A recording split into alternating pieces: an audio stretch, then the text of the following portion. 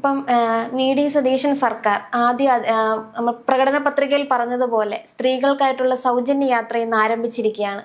പ്രിയദർശിനി സൗജന്യ യാത്ര.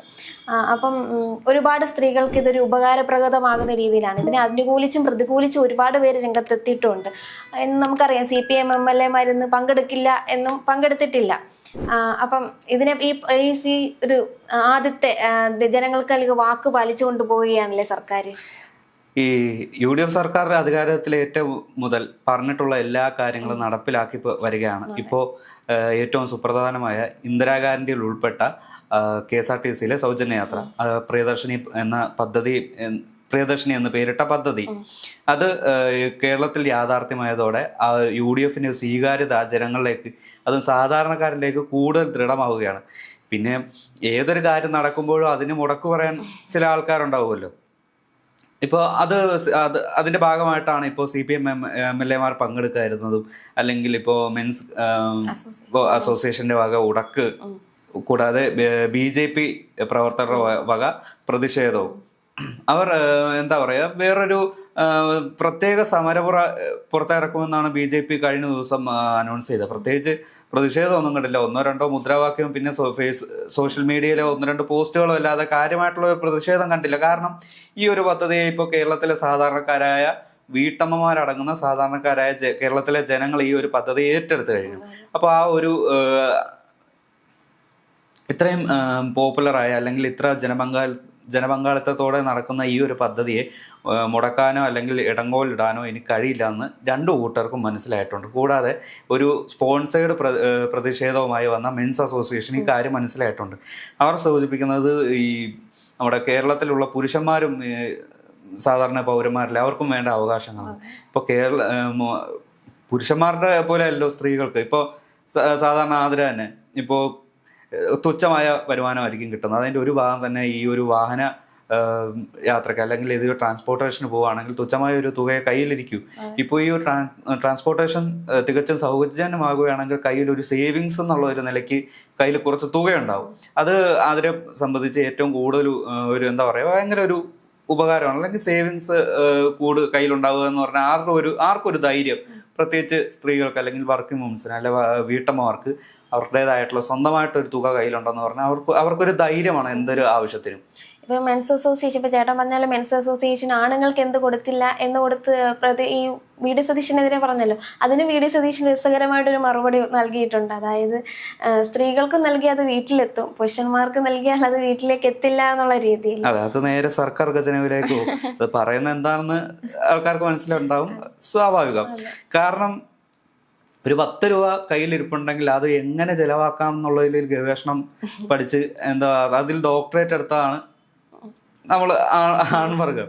പക്ഷെ തിരിച്ചങ്ങനെയല്ല. നമ്മുടെ വീടിന്റെ അടുക്കളയിലെ ചെറിയ പഞ്ചസാര ഡപ്പയോ അല്ലെങ്കിൽ മല്ലിപ്പൊടിയിലോ അല്ലെങ്കിൽ മുളക് പൊടി പാത്രത്തിലോ ചെറിയ ഒരു 10 രൂപ 20 രൂപ 50 രൂപ 100 രൂപ അങ്ങനെയൊക്കെ സേവിങ്സ് ഇട്ടിട്ട് കുരുവി കൂട്ടുന്ന പോലെയാണ് ഓരോ രൂപയും ഓരോ വീട്ടമ്മമാർ മാറ്റി വെക്കുന്നത്.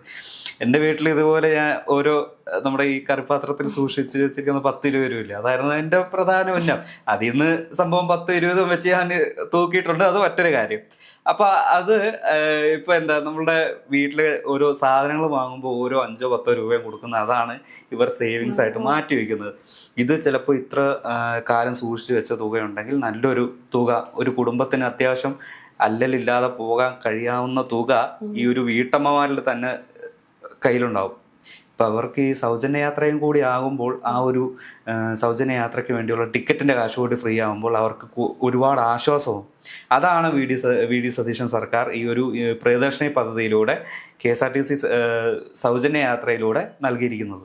എന്നാലും ഇവരുടെ ഈ ഒരു പദ്ധതി അഭിനന്ദനാർഹമാണ്. കാരണം 1 മാസമായതേ ഉള്ളൂ ഭരണത്തിൽ വന്നിട്ട്. അവർക്ക് വേണമെങ്കിൽ കുറച്ച് സമയമൊക്കെ എടുത്ത് പതുക്കെ ചെയ്താൽ മതിയായിരുന്നു. പക്ഷെ പറഞ്ഞ് ഉടനെ തന്നെ വാക്ക് പാലിച്ചിരിക്കുകയാണ്.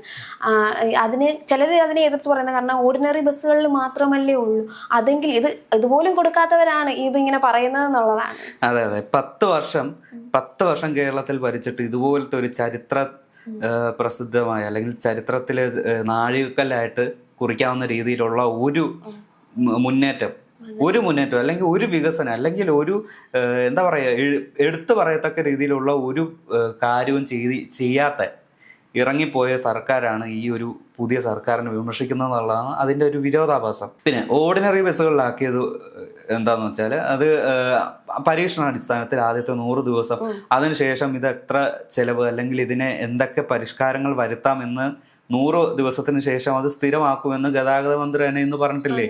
പിന്നെന്തിനാണ് നിങ്ങൾക്ക് ഇത്ര വിമുഖത?